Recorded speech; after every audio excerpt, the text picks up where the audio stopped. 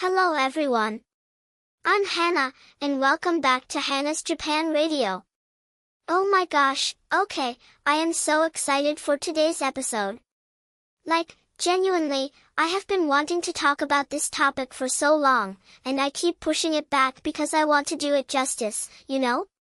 But today is the day. Today we are talking about Mikoshi. Festival floats. The absolute heart and soul of Japanese summer festivals.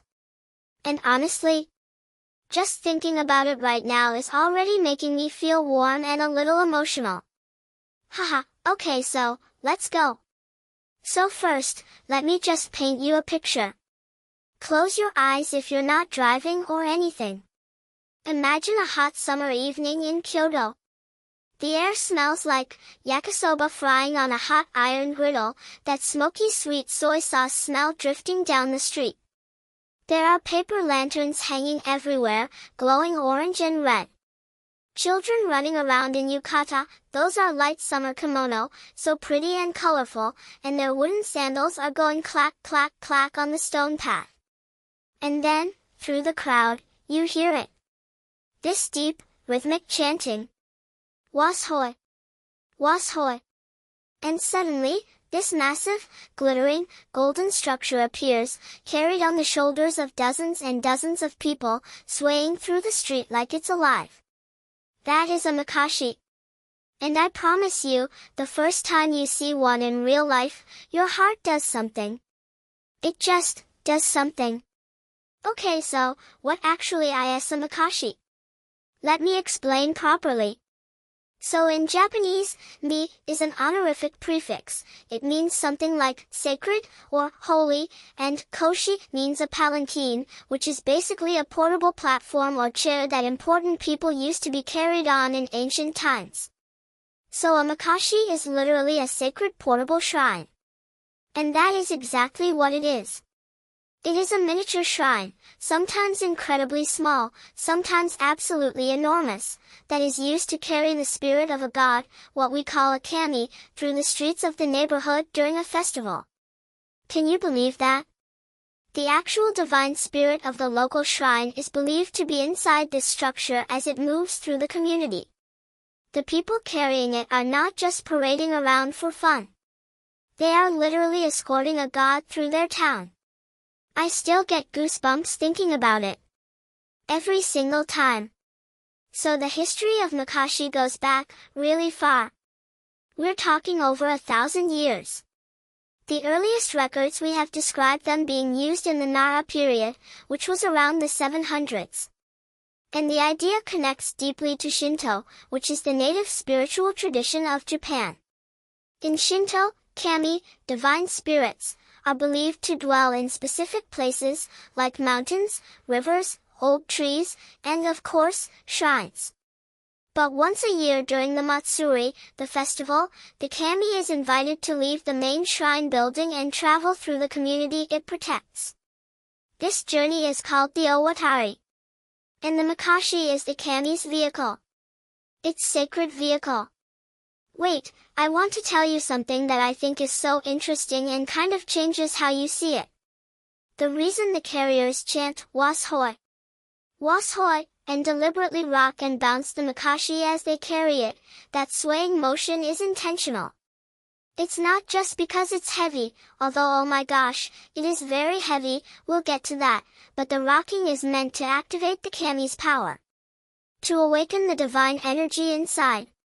The more vigorous the carrying, the more the kami is energized. So those carriers shouting and sweating and stumbling through the streets. They are literally powering up the god. I love that. I love it so much. Now let me talk about what Mikoshi actually look like, because they are works of art. Incredible, incredible works of art. The structure is usually built in layers. The base is a flat platform with carrying poles extending out on both sides, those are called negi. Then on top of the platform sits the main shrine structure, which looks like a miniature version of a real shrine building, complete with a little roof, curved eaves, decorative beams. And the details, oh my gosh, the details. Everything is gilded. Gold lacquer, hand-carved phoenix sculptures on the roof. The phoenix, or Ho'oyu in Japanese, is a symbol of immortality and good fortune. There are silk tassels in deep purples and reds and golds hanging from every edge. Tiny metal ornaments called kazari that catch the light and shimmer when the Mikoshi moves. Some Mikoshi have mirror panels, called shintai, which are sacred objects that represent the presence of the kami. Every single element has meaning. And the craftsmanship, okay, so this is something I feel so strongly about. The artisans who make Mikoshi have been doing this for generations. Families in Kyoto and across Japan who have passed down these skills for hundreds of years. The metalwork alone can take months. Some of the most famous Mikoshi in Japan, like the ones used in the Gion Matsuri here in Kyoto, are designated as important cultural properties. They are literally national treasures being carried on human shoulders through city streets. Think about that for a second. Speaking of the Gion Matsuri, okay, I have to tell you about this because it is the most famous festival in Kyoto, honestly maybe in all of Japan, and I grew up going to it every single year. The Gion Matsuri happens in July, the whole month of July actually, and it is centered around Yasaka Shrine here in Kyoto. Myo Bacon, that's my grandmother, she used to take me every year when I was little.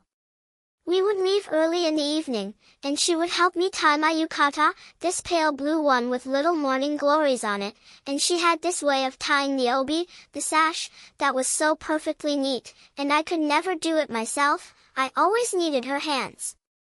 We would walk through the neighborhood, and even before we got close, you could smell the food stalls. The corn roasting, the takoyaki, little octopus dumplings in this savory batter, the sweet shaved ice they call kakigori. And then we would find our spot along the street to watch the procession. And the Mikoshi would come. And Myo Bacon would squeeze my hand. She never said anything big or dramatic. She would just squeeze my hand, and I understood. This is sacred. This is ours. This is something that has been happening here for over 1,000 years and we are part of it right now. I think about her every July. Okay, now, I mentioned the Mikoshi are heavy, right? Let me tell you how heavy. An average Mikoshi can weigh anywhere from around 500 kilograms to well over a ton. 1 ton.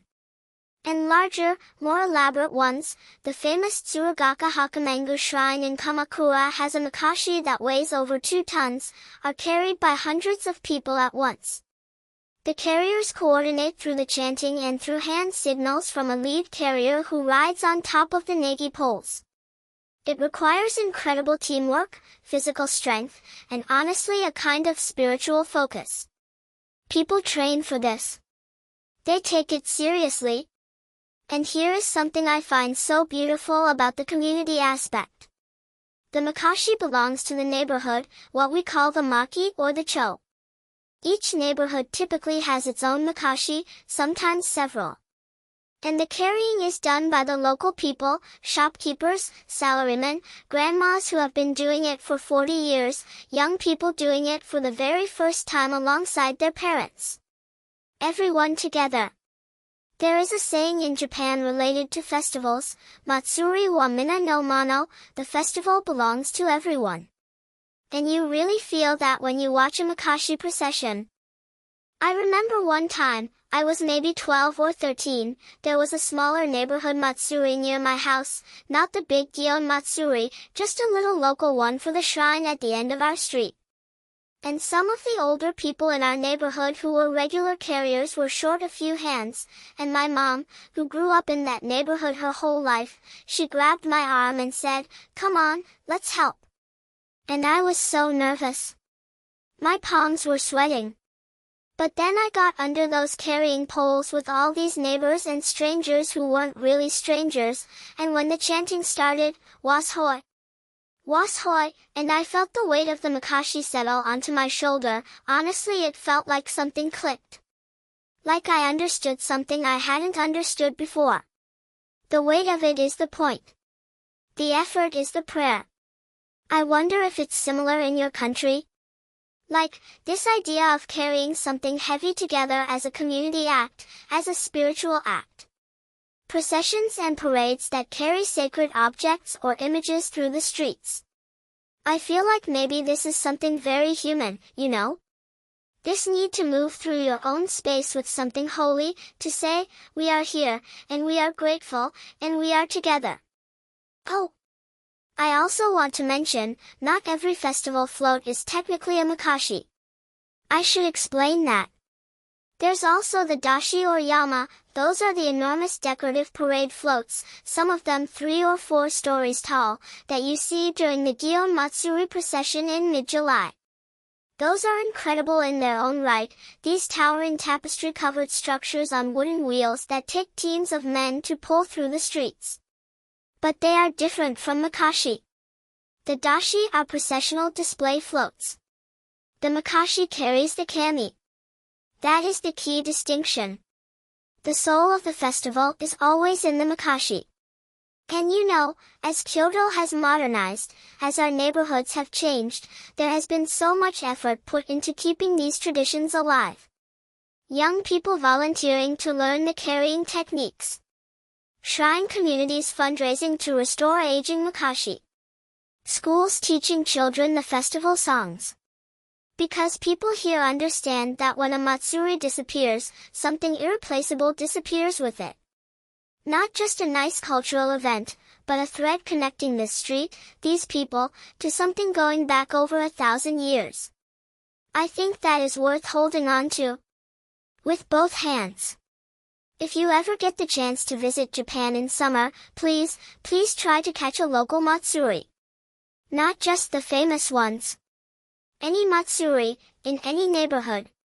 Find a spot on the street, get yourself some yakisoba, and wait for the Mikoshi to come. And when you hear, was hoi, getting closer through the crowd, I promise you, your heart will do something. Just like mine does, every time, even now. Thank you so much for spending this time with me today, everyone. This episode was really a personal one for me, and I hope you could feel how much I love this topic. If you have festivals in your country that feel similar, I would genuinely love to hear about them. Leave me a comment, send me a message, you know I always read everything. I'm Hana, and I'll see you in the next episode. Mata ni, see you soon. Take care of yourselves, okay? Bye bye.